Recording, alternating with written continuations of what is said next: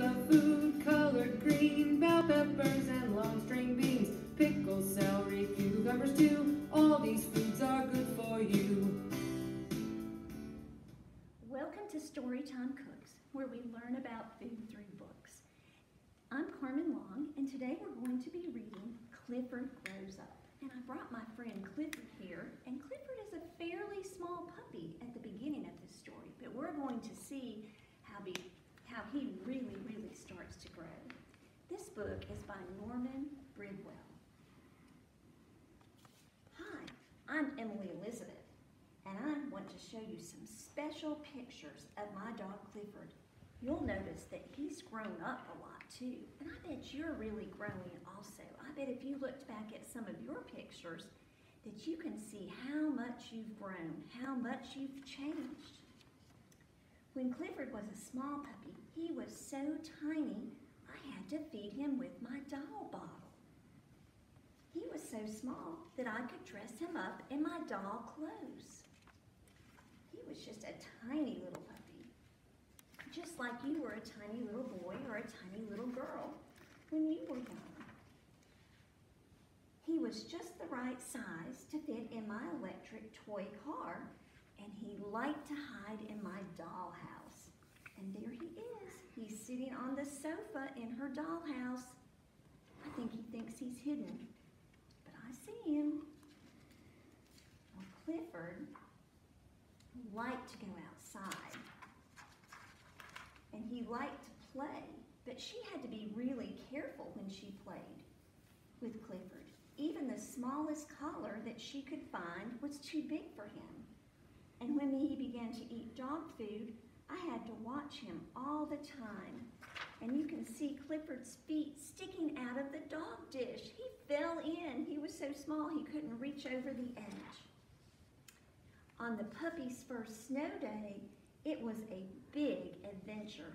And he's sliding down the hill in a boot. That's not the way we slide down the hill, is it? We slide on our sleds, like this little child here beside Clifford.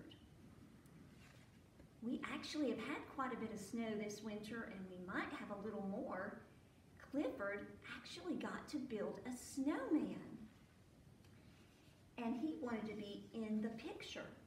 Well, if you could see up close, you could see that it looks like the snowman's nose is made out of a carrot, but actually it is something else.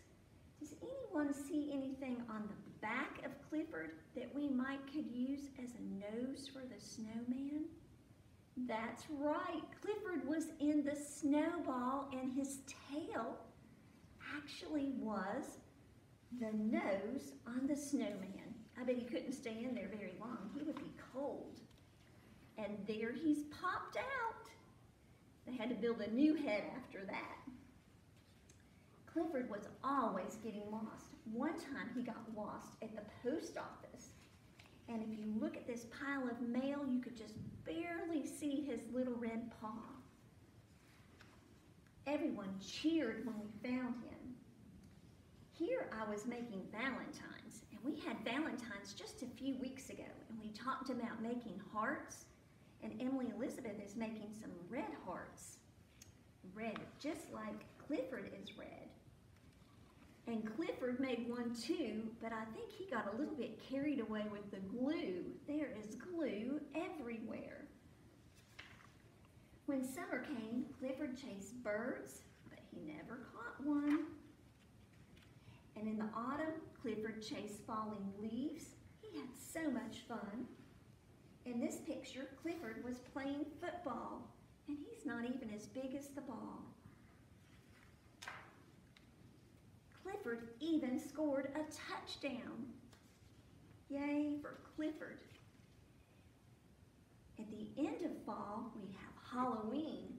And they are making a jack-o'-lantern, and if you could peek inside the jack-o'-lantern, guess what you would see?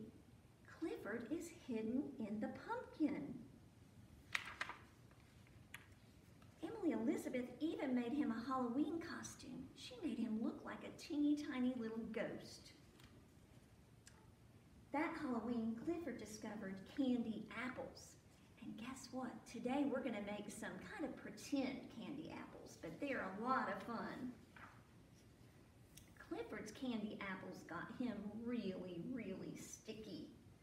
He is stuck to that apple. Before Christmas, Clifford helped to wrap presents. I don't think he was supposed to be the present, but he's tied up in the bow. Clifford's first present from Santa was a bone, and I bet he loved it. I'm glad I didn't get a bone from Santa. I bet you are too. I bet you got some better things, but Clifford was excited with his bone. For the first year, we had a wonderful surprise. Clifford started to grow.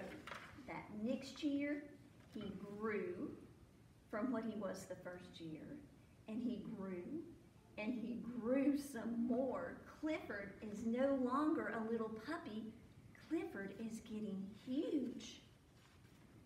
He's as tall as their house. He got so big they had to move from the city to the country, and they actually used a crane and lifted Clifford up and put him in the moving van to get him moved to the country. And this is Clifford all grown up. I love my big red dog. Well, it won't be long and you're going to be grown up, but right now we need to think about what we need to do to help you grow big and strong. And in March, we're going to celebrate Nutrition Month. And nutrition is the foods that we eat in order for us to be healthy.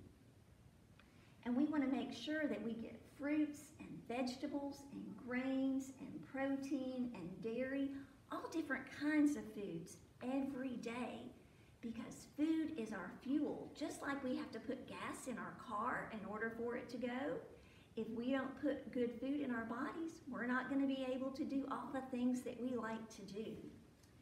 So today, we're actually going to talk about a fruit.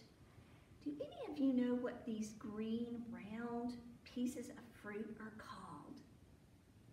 That's right, they're grapes. And I love grapes. You can do a lot of different things with grapes. One of my favorite things to do is to freeze grapes. So you just wash them and take them off the stem. You can put them on a tray and stick them in your freezer, and then you can get them out when you want a frozen treat. Our recipe for today is actually candy apples, mini candy apples, but instead of using apples, we're using grapes. And instead of using green grapes, which would look like green apples, we used red grapes, which kind of look like red apples.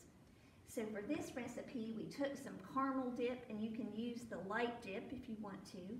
We heated just a little bit up for about 10 seconds in the microwave, just to get it so it's smooth enough and liquidy enough that we could take our grapes, which we put on a toothpick, and we dipped them down in that caramel, and then we crunched up some nuts. We just put those in a Ziploc bag, and you can smash them, or you could even take a rolling pin and roll over the top of them. That's a good activity for children when we don't want them to use knives, and actually this is a good activity for kids to do anyway. And then we took those nuts and we rolled the caramel apple grape in those nuts so that the nuts stuck to the caramel, and they look like little tiny caramel apples. So just be careful when you eat them off the toothpick. Don't poke yourself. But those are a fun way to get in some fruit and something a little bit different. And we like to have fun with our food. Thank you so much for joining us for Storytime Cooks. We hope you'll come back again next week as we continue to learn about food through books.